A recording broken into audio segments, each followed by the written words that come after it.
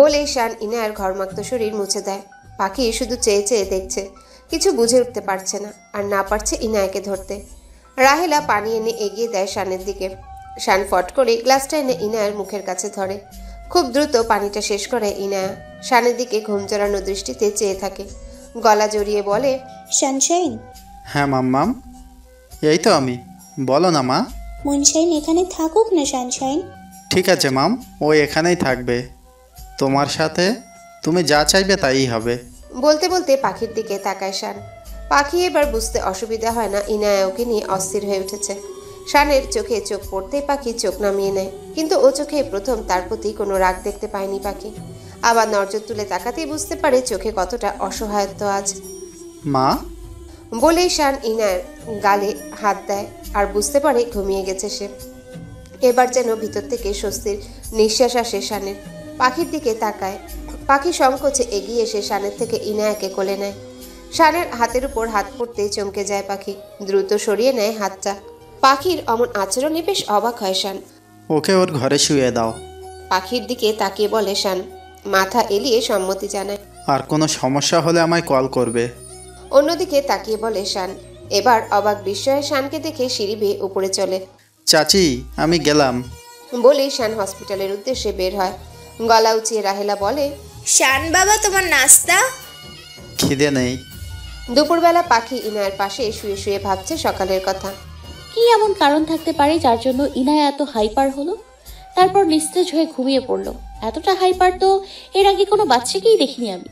Moonshine. ইনায়ের কথায় পাখির ভাবনায় বিরতি ঘটে। পাশ ফিরে মুচকি হেসে পাখি জবাব দেয়, এই যে বেবি, এই তো আমি। কিছু লাগবে তোমার? ইনায়া পাখিকে শক্ত করে জড়িয়ে ধরে বলে, আমার তোমাকে লাগবে। আছি তো। এরপর ইনায়াকে গোসল করিয়ে দেয় পাখি। নিজে গোসল সেরে নিচে নেমে আসে। ইনায়াকে দুপুরে খাওয়াতে হবে।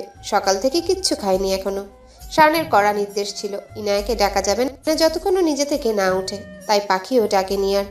নিচে নেমে দেখে রাহেলা বেগম টেবিলে খাবার সার্ভ করছে। একটা চেয়ার টেনে পাখি ইনায়াকে বসিয়ে রাহেলা বেগমকে বলেন। রাহেলা শুকনো জবাব দেন। পাখি অবাক হয়ে তাকিয়ে থাকে। রাহেলা বুঝতে পেরে বলে, শান বাবা ফোন করেছিল, বারবার ইনায়ার খবর নিচ্ছিল, আর আমায় বলল এখানে থেকে যেতে, তাই আছি এখনো। ও আচ্ছা। সৌজন্যমূলক হাসি এলিয়ে জবাব দেয় পাখি। ইনায়াকে নিজের হাতে খাইয়ে দেয় পাখি। রাহেলা বলে ওঠে, তুমিও খেয়ে নাও, এরপর এঁটো বাসনগুলো ধুয়ে নেব আমি। আমি ধুয়ে নিব, সমস্যা নেই। তুমি এবারের গভর্নেন্স, কাজের লোক নাও মা। এসব কাজ করতে আমি অভ্যস্ত। ইনায়ার খাওয়া দেখে রাহেলা অবাক না হয়ে পারে না, কারণ ইতিপূর্বে কোনো গভর্নেন্সের কাছে সে এত তৃপ্তি করে খায়নি, আর এতটা খায়নি। রাহেলা ইনায়াকে বলে, দাদু ভাই একটু ভাত দেই। দাও দিদা। রাহেলা খুশি মনে কিছু ভাত তুলে দিয়ে পাখির দিকে তাকিয়ে ভাবে, এই মেয়ের মাঝে কিছু তো একটা আছে যার জন্য দাদু ভাই ওকে এত ভালোবাসছে। পাখি আপন মনে মাছের কাঁটা বেছে বেছে ইনায়াকে খাওয়াচ্ছে। খাওয়া শেষে ইনায়া দৌড়ে ছুটে যায় বাহিরে। পাখি বেসিনে প্লেটটা রাখতে যায়। রাহেলাও কিচেনে গিয়ে ঘরটা গুছিয়ে নেয়। আচ্ছা, আপনাকে একটা প্রশ্ন করব। বলো। ইনায়া সকালে অমন করলো কেন? ওর কি কোনো এত কৌতূহল ভালো না মা, কদিনের জন্য এসেছো, নিজের চাকরিতে মন দাও। এখনই এত কিছু জানতে হবে না, ধীরে ধীরে সব বুঝতে পারবে। আমার চাচি বলে ডাকিও। পাখি ছলছলে চোখে তাকিয়ে মাথার উপর রাহেলার হাতটা দেখে। এভাবে শেষবার রানী মাসি আদর করেছিল। ভাবতেই চোখের কোণ ভরাট হয় পাখির। রাহেলা একটু দূরে সরে এসে বলে, যদিও বলা ঠিক না, তবুও তোমায় দেখে আগের গভর্নেন্সদের থেকে অন্যরকম লাগছে। আমার চোখ মানুষ চিনতে ভুল করে না, মনে হচ্ছে তুমি খুবই ভালো একটা মেয়ে। পাখি প্রশ্নাতুর চোখে রাহেলার দিকে তাকায়। বলছি শোনো, ইনায়া হলো শান বাবার। চাচি। শানের ডাকে রাহেলা চুপ হয়ে যায়। এদিক ওদিক নজর ঘুরিয়ে শানের দিকে তাকায়। শান অনুভূতিহীন চোখে চেয়ে বলে, চাচি আমায় এক গ্লাস ঠান্ডা পানি দাও। বলেই সোফায় গিয়ে বসে। রাহেলা ফ্রিজ থেকে এক গ্লাস পানি নিয়ে শানকে এগিয়ে দিতে দিতে বলে, শান বাবা, এই মেয়েটা ভালো মনে হচ্ছে অন্যদের থেকে। জানো আজ ইনায়া কতটা মাছ ভাত খেয়েছে? আমি অবাক হয়ে গেছি। আর সারাক্ষণ শুধু মেয়েটার সাথে থাকে, মাত্রই খেলতে গেল। শান পানিটা খেয়ে ফাঁকা গ্লাসটা টেবিলের উপর রেখে বলে, চাচি, ওর মতো মেয়েরা ভালো হয় না। তুমি খেয়াল করেছো ওর তিলটা? রাহেলা নিঃশব্দে হেসে বলে, দেখেছি, দু একজনের জন্য বাকিরা যে খারাপ তা নয় শান বাবা। আর তোমারও কিছু বোঝার ভুল আছে, যেগুলো তুমি গত 16 বছর ধরে মানতে নারাজ। আল্লাহর কাছে চাই তোমার জীবনে এমন কেউ আসুক যে তোমার। তৃতীয় কোনো নারীর স্থান আমার জীবনে নেই চাচি। ছোটবেলা থেকে ইনাহাকে নিয়ে আছি আর ওকে নিয়েই সারা জীবন থাকবো। রাহেলার কথাকে থামিয়ে দারাজ কণ্ঠে বলে শান। এরপর প্যান্টের 2 পকেটে হাত গুজে বলে, ও অপরিচিত কোনো মেয়ে, যতদূর বলেছে নিজের ব্যাপারে তাতে বুঝেছি সে মিথ্যা বলেনি। তাই যতদিন না ইনাহার নতুন গভর্নেন্স পাচ্ছি ও ততদিন থাকুক, ইনাহার ট্রিটমেন্ট চলুক। এর বাইরে নতুন কোনো আত্মীয় করো না ওর সাথে। বলে শান হনহন করে সিঁড়ি বেয়ে উপরে চলে যায়। রাহেলা বেগম দীর্ঘশ্বাস ছেড়ে আবারও নিজেকে ব্যর্থ মনে করে গ্লাসটা হাতে নিয়ে কিচেনের দিকে চলে যান। কিচেনের থেকে দরজার আড়ালে দাঁড়িয়ে সবটাই শুনে ফেলে পাখি। বুঝতে অসুবিধা হয় না শানের জীবনে ভীষণ কালো অতীত রয়েছে, যার জন্য তিনি কোনো নারীকে সহ্য করতে পারে না। পাখি চিন্তায় পড়ে গিয়ে ভাবে, কিন্তু তৃতীয়বার কেন বললেন? আর ইনায়ার কি অসুখ রয়েছে? যতদূর মনে হলো ইনায়া ওনার মেয়ে না, তাহলে কার মেয়ে? কি সম্পর্কই বা সংসারের সাথে? দিন যত পার হয় পাখির সাথে ইনায়ের সম্পর্কটা দিন দিন আরো বেশি গাঢ় হতে থাকে। একজন আরেকজনকে ছাড়া যেন অচল প্রায়। রক্তের কোনো সম্পর্ক নেই, অথচ কত আপন করে নিয়েছে দুজন দুজনকে। ইনায়ের ঘুম এখন আর শানের চুমুতে ভাঙে না, পাখির চুমুতে ভাঙে। সারাদিন খেলাধুলা, সময় মতো খাওয়া দাওয়ার সাথে পড়তেও বসা, সব যেন নিয়ম মাফিক চলছে। শান দিনকে দিন অবাক হয় কিন্তু মুখে কিছু বলে না। ইনায়ের চেহারা আগের থেকে আরো বেশি সুন্দর হচ্ছে, যেটা কারোরই নজর এড়াচ্ছে না। শানও এখন হসপিটালে এসে নিশ্চিন্তে থাকতে পারে। গত কয়েকদিনে আবদুল্লাহর রাহেলার সাথেও বেশ জমে উঠেছে পাখির। উঠবেই না বা কেন, স্বভাবে মিশুক সে। তাদের দুজনেরই পাখিকে বেশ মনে ধরেছে। কেবল ভাব জমেনি শান নামক মানুষটার সাথে। শান যতক্ষণ বাড়িতে থাকে এর মাঝে একটি বারও পাখি তার সামনে আসে না। কারো বাড়িতে অযাচিত হয়ে থাকা হয়তো পৃথিবীর সব থেকে নির্লজ্জ কাজগুলোর মাঝে একটি। তাই সবটা সময় শানের থেকে আড়ালে থাকে পাখি। শান এতে অবাক হয় বেশ, কিন্তু কিছু বলে না, কারণ সে নিজেও চায় না কোনো মেয়ে তার সামনে থাকুক। সকালবেলা শান নাস্তা করে চলে যায় হসপিটালে। আজ ডায়াগনস্টিক সেন্টারে বসার দিন, তাই আগেভাগেই চলে যায় সে। তার চলে যাওয়ার কিছুক্ষণ পর পাখি ইনায়ার হাত ধরে নিচে নেমে আসে। রাহেলা বেগমের সাথে চোখাচোখি হতে দুজনা সহাস্য মুখে অভিবাদন জানায়। রাহেলা হেসে ইনায়াকে উদ্দেশ্য করে বলে, তোমার মুনশাইনের ঘুম ভাঙলো বুঝি দাদু ভাই? উফ দিদা, আর বলো না। মুনশাইন কিছুতে নিচে আসতে চাইলো না, জানো তো। শুধু বলে সানশাইন আর মুনশাইন নাকি একসাথে কোনো দিনও ওঠে না, একজন গেলে আরেকজনের আসার সময় হয়। ইনায়ার কথায় পাখি অস্বস্তিতে পড়ে যায়। চোখ এদিক সেদিক ফিরিয়ে পরিস্থিতি থেকে পাশ কাটাবার চেষ্টা করে। রাহেলা দিকে তাকিয়ে দেখে সে পাখির দিকে সন্দিহান চোখে তাকিয়ে আছে। পাখি প্রশ্ন করে, কি দেখছো? কিছু না। আবদুল্লাহ তখনই বাহিরের কাজ সেরে বাড়িতে ঢুকে নাস্তার উদ্দেশ্যে। ওদের কথার মাঝে চেয়ার টেনে বসে পড়ে ডাইনিংয়ে। রাহেলার বাঁকা চোখে তাকিয়ে পাখিকে ইশারা করে। আবদুল্লাহ কিছুই বুঝতে পারে না রাহেলার ইশারার মানে। আপন মনে নাস্তা শুরু করে। পাখি আর ইনায়ও বসে পড়ে নাস্তার জন্যে। তোমার একখান কথা কই রানুর বাপ? কও। পাখি মায়াটা কেমন লাগে তোমার কাছে? কেন বেলাই তো? হ, আমারও বালাই লাগে। মায়া মুখের মিষ্টি একখান মাইয়া। তই আমি কি ভাবতেছি জানো? কেন বালাই তো? না কইলে জানমু কেমনে? কইয়া ফেলাও তো। আমাগোর শান বাবার সাথে যদি মায়াডার। তোমার মাথা খারাপ হয়েছে আনুর মা? সেইটা কি কও তুমি? সান বাবা শুনলে আমাগো এই বাড়ির থেকে বাইর কইটা দেবে। তোমার কি মনে হয় আমি পাগলি? আরে বুইরা ভাবো, যদি তাগর মাঝে প্রেম হয় তখন। আবদুল্লাহ এবার হা হয়ে যায়, কারণ সে জানে এই কাজ কোনোদিনও সম্ভব না। শানের মনে মেয়েদের ব্যাপারে যে বিরূপ মনোভাব তা একদিনে তৈরি হয়নি, ধীরে ধীরে হয়েছে, যা একেবারে কোনোদিনও দূর হবে না। তুমি গেছো রাহেলা, সাথে আমারও নেওয়ার পায়তারা কইতাছ। মনে নাই ম্যাডাম কি কইতাছে? তোমারে কিছুই করতে হইবে না, আমি যা যা করবো শুধু একটু সাথে থাইকো, তাইলেই হইছে। আমি তোর আগেও নাই, তোর সাথেও নাই। যা করা কর। আমি যে কামের লইগা এইখানে পইরা আছি আমারে কইবা দে। বলেই আবদুল্লার সামনে হাঁটা ধরে। দুপুরের খাবারের পর পাখি ইনায়াকে নিয়ে ঘুমিয়েছিল। ঘুম ভেঙে বুঝতে পারে সন্ধ্যা হয়ে গেছে। এত সময় ধরে ঘুমাইলাম? ঘড়ির দিকে তাকিয়ে বেশ অবাক হয় পাখি। ধরফর করে উঠে ফ্রেশ হতে চলে যায় ওয়াশরুমের দিকে। ইনায়া তখনও শান্তির ঘুম ঘুমাচ্ছে। পাখি ফ্রেশ হয়ে ইনায়াকে ডাক দেয়। এরপর দুজনে নিচে নেমে আসে। রান্নাঘরের খুটখাট আওয়াজে পাখির পা থেমে যায়। কি হলো মুনশাইন, যাবা না? উনি এত তাড়াতাড়ি এসে গেছেন? ভাবতেই সংকোচে আড়ষ্ট হয়ে যায় পাখি। চলো না। পাখির হাত ধরে টেনে নিয়ে যায় ইনায়া। গিয়ে বুঝতে পারে রাহেলা রাতের খাবারের ব্যবস্থা করছে। পাখি হাফ ছেড়ে বাঁচে। উঠলে তবে চা খাবে মা? দাদু ভাই, তুমি তোমার দাদুর কাছে যাও তো। আবদুল্লাহকে দেখিয়ে দিয়ে বলে রাহেলা। ইনায়া পাখির দিকে চেয়ে থাকে। পাখি মুচকি হেসে বলে, যাও। ইনায়া চলে যায় সেদিকে। তোমার সাথে আমার কিছু কথা আছে মা। চায়ের কাপে চুমুক দিয়ে বলে রাহেলা।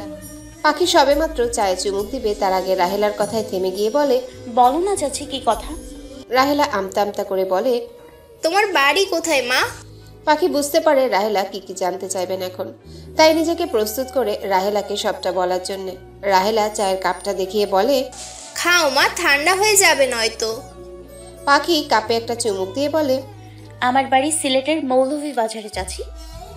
ওহ আচ্ছা আচ্ছা, তা তুমি সিলেট থেকে ঢাকা এত দূরে কেমনে আসলা মা? পত্রিকায় গভর্নেন্সের নিয়োগ দেখে? আসলে চাচি, বলো তারপর, কোনো সমস্যা নেই। আমি তোমার মায়ের মতো, কারণ তোমার বয়সী আমার একটা মেয়ে আছে।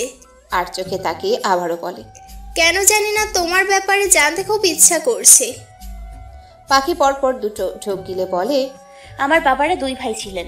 সিলেট মৌলভীবাজারে শান্তিনগর গ্রাম আমাদের বাড়ি। আমার দাদু ভাই মারা যাওয়ার আগে দুই ভাইকে সম্পত্তি সমান ভাগে ভাগ করে দেন। আমার বাবার আমি একমাত্র মেয়ে ছিলাম। আর আমার বড় বাবার দুইজন ছেলে আর একজন মেয়ে ছিল ইরা। বড় ছেলে বিদেশে পড়াশুনো করত, ছোটজন বাড়িতেই থাকতো। আর ইরা আমার 1 বছরের ছোট ছিল। দাদু মারা যাবার পর বড় বাবা আর তার ছেলে আমাদের ওপর অনেক নির্যাতন চালায়। আমরা যেন ওই সম্পত্তি ওদের নামে লিখে দিই। দাদিমা বেঁচে ছিলেন বলে ওরা তেমন মাথাচাড়া দিতে পারতো না। আমার বাবা সেটা কিছুতেই করতে নারাজ। বাবা একদিন অস্তবর সকল সম্পত্তি আমার নামে লিখে দেয়। তখন আমি অনেক ছোট। একদিন বাবা মা সহ আমি ঘুরতে গিয়েছিলাম আমাদের গাড়িটা অ্যাক্সিডেন্ট করে ঘটনাস্থলেই বাবা মা আমায় একা রেখে পৃথিবীর মায়া ত্যাগ করে চলে যায়। আমি হয়ে গেলাম একা। এটুকু বলতেই পাখির চোখের কোণা ভরে আসে। আবারও দীর্ঘশ্বাস ছেড়ে বলে, এরপর এসে জুটলাম বড় মার সংসারে। বড় মা কাজের দুটো মেয়েকে ভাগিয়ে আমায় বানালেন বাড়ির কাজের লোক। সকলকার এঁটো বাসন থেকে শুরু করে বড় মার পা টিপে দেওয়া পর্যন্ত সংসারের খুঁটিনাটি আমাকে দিয়েই করাতেন। অথচ আমি কিছুদিন আগেও বাবার রাজকন্যা ছিলাম। কখনো রান্নাঘরের ধারে কাছেও যেতে দিত না বাবা। মা বলতো বিয়ের সময় আমার মেয়ের সাথে দরকার পড়লে কাজের লোক পাঠাবো, তবুও মেয়েকে কাজে দিব না। এমন ছিল আমার বাবা। রাহেলা অবাক চোখে চেয়ে থাকে পাখির দিকে।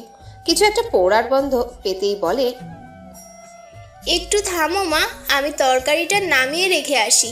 রাহেলা যাওয়ার পর পাখি হাতের কাপটা রেখে ওড়নার আঁচলে চোখের কোণা দুটো মুছে নেয়। ইতিমধ্যে আবারও রাহেলা এসে পাখির পাশে বসে বলে, তারপর?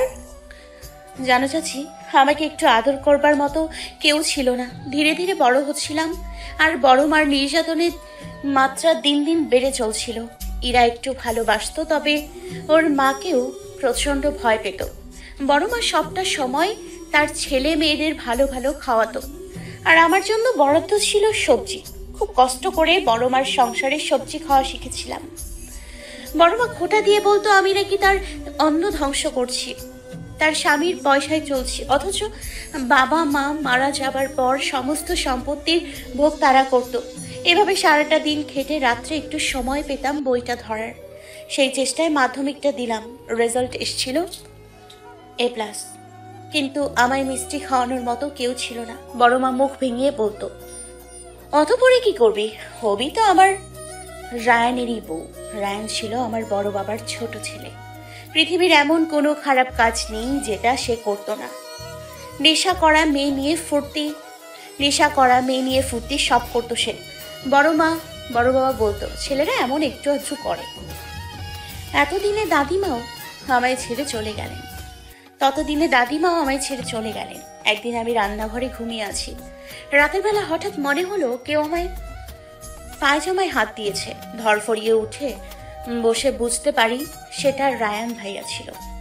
ভয়ে আমার গলা শুকিয়ে আসছিল, কারণ ভাই তখন নেশা অবস্থায় ছিল। আমি না পারছিলাম চিৎকার করতে, না পারছিলাম চুপ থাকতে। হঠাৎ ইরা পানি নেয়ার জন্য নিচে নেমে এসে রায়ান ভাইয়াকে আর আমায় দেখে। আমি দৌড়ে ইরার কাছে চলে যাই। পরের দিন ইরা বাড়িতে সবটা সবাইকে বলে, কিন্তু কেউ কোনো প্রতিবাদ করে না। সবার মাঝখান থেকে বড় বাবা বলেছিল, এরকমই যদি হয় তবে বিয়ে দিয়ে দিই ওদের দুজনের। কারণ আমার বড় মা বড় বাবার আসল উদ্দেশ্যই ছিল আমার নামে দেয়া সম্পত্তিগুলো। রায়ানের সাথে বিয়ে হলে তখন যেভাবেই হোক সম্পত্তিগুলো তারা পেয়ে যেত।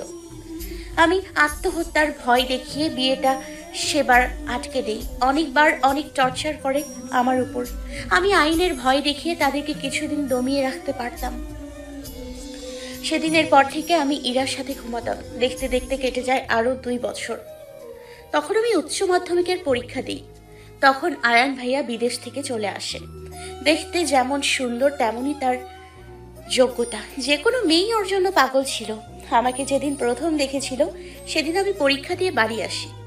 আমায় দেখে ভাইয়া সেদিন মুগ্ধ হয়ে চেয়েছিল।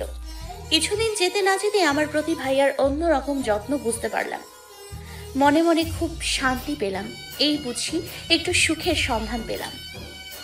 একদিন ভাই আমাকে অবাক করে দিয়ে ইরাকে দিয়ে প্রেমপত্র দিল। আমি কিছুতেই রাজি ছিলাম না, কারণ ভাইয়াকে কোনোদিন অন্য নজরে দেখিনি আমি। ভাইয়ার আসার পর রায়ান আমায় দেখলে মাথা নিচু করে হাঁটত। আয়ান ভাই সব সময় সব বিপদ থেকে আমায় বাঁচাতো। এমনকি বড় মাও ভাইয়ার ভয়ে আমায় কোনো কাজ করতে দিত না। আমার জীবনে সবটাই যেন আগের মতো হতে থাকলো। পাখি থেমে গিয়ে নখ খুঁড়তে খুঁড়তে বলে, জানো চাচি, ঘুটঘুটে আধারে সামান্য একটু আলো দেখলেই সেটা ধরে বেরিয়ে আসতে ইচ্ছে করে। তুমি জীবনে এত কষ্ট সহ্য করেছো মা? বলতে বলতে রাহেলা হাত বুলিয়ে দেয় পাখির মাথায়। আবারও প্রশ্ন করে, তারপর কি হলো? ভাইয়ার ব্যবহার আচার আচরণের দিন দিন আমি মুগ্ধ হয়ে যাচ্ছিলাম। বলতে গেলে একটু একটু দুর্বল হয়ে পড়েছিলাম। আমার অবস্থা বুঝতে পেরে ভাইয়া আবারও তখন ইরাকে দিয়ে প্রেমপত্র দেয়। আমি আর না করিনি। শর্ত দিয়েছিলাম আমার অনার্স কমপ্লিট হবে, তারপর বিয়ে। ভাইয়া আমার শর্তে রাজি হয়েছিল। কলেজে ভর্তি করিয়ে দিল, বই কিনে দিল। আমার সারা দিনের A to Z সবটাই আয়ান ভাইয়ার খেয়াল রাখত। একই বাড়িতে থাকতাম, অথচ এর মাঝে একদিনও ভাইয়ার কোনো অশোভন আচরণ আমি পাইনি। এটা আমায় তার প্রতি বেশি দুর্বল করে তুলল।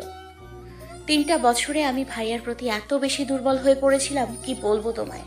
আমার নিঃশ্বাস নেওয়াও যেন আয়ান ভাইয়ের অনুমতিতে চলতো। এত ভালোবেসে ফেললাম। বড় মা 2টো মেয়েকে আবার কাজে দিল, কারণ আয়ান ভাই আমায় কোনো কাজে হাত দিতেই দিত না। আয়ান ভাইয়ের মতো একজনকে জীবনে পাবো ভাবিও নি কখনো। এমনই এক সন্ধেবেলা আমি নিজেই আয়ান ভাইকে বলি, বিয়েটা যেন তাড়াতাড়ি হয়। ভাই সেদিন বলেছিল, মাস্টার্স পড়বি না? আমি হেসে বলেছিলাম, তোমার মতো কেউ জীবনে থাকলে কোনো মেয়েরই চাকরির দরকার নেই জীবনে। কি জানো তো চাচি, বড্ড বোকা ছিলাম আমি 3 দিন পরেই খুব ধুমধাম করে বিয়ের আয়োজন করে আয়ান। আমার পার্লারের মেয়েরা সাজিয়ে দিয়ে গেছে, বাইরে আয়োজন চলছে। এর মাঝে আমার রানী মাসির কথা তো বলাই হলো না তোমায়। আমার বাড়িতে কাজ করতো সনাতন ধর্মের একজন মহিলা, নাম রানী। আমি ছোটবেলা থেকে রানী মাসি বলে ডাকি। বলতে গেলে তিনিই আমায় ছোটবেলা থেকে বড় করেছেন। মাকে কোনো কাজ করতে দিত না, আমাদের বাড়ির সব কাজ তিনি করতেন। তো রানী মাসি হন্তদন্ত হয়ে ঘরে ছিটকেনি লাগিয়ে দিল। আমি ড্রেসিং টেবিলের সামনে থেকে সরে এসে বললাম, মাসি তুমি এই সময় কি হয়েছে? তারপর রানী মাসি যা বলল তা আমি জীবনে কোনো দিনই ভাবতে পারিনি চাচি। আয়ান নাকি সবটাই করেছে শুধুমাত্র আমার সম্পত্তির লোভে। সে বিদেশে বিয়ে করেছে, ওর একটা বাচ্চাও আছে। বড় বাবা বড় মা ওকে যখন সব কথা বলে তখন সে কৌশলে দেশে চলে আসে। আমার সাথে ভালো মানুষের নাটক করে আমায় প্রেমের ফাঁদে ফেলে। তারপর বিয়ের রেজিস্ট্রি পেপারে সাইনের বদলে জমির দলিলে সাইন করিয়ে নিত। তাদের প্ল্যান ছিল কৌশলে জমি হাতিয়ে নিয়ে রায়ানের সাথে বিয়ে দেয়া, আর তারপর আয়ান পুনরায় বিদেশ চলে যেত। আমি রানী মাসির কোনো কথা বিশ্বাস করতে পারছিলাম না। আবার রানী মাসি এমন একজন মানুষ যাকে অবিশ্বাসও করতে পারছিলাম না। রানী মাসি বুঝতে পেরে আমার দিকে একটা কাগজ এগিয়ে দেয়, যেখানে স্পষ্ট লেখা, আমি আমার স্থাবর অস্থাবর সকল সম্পত্তি আমার স্বামী রায়ানের নামে লিখে দিলাম। আমার গা হাত পা কাঁপা শুরু করেছে ভীষণভাবে। আমি ভাবতেও পারিনি এরা আমায় এভাবে ধোঁকা দেবে।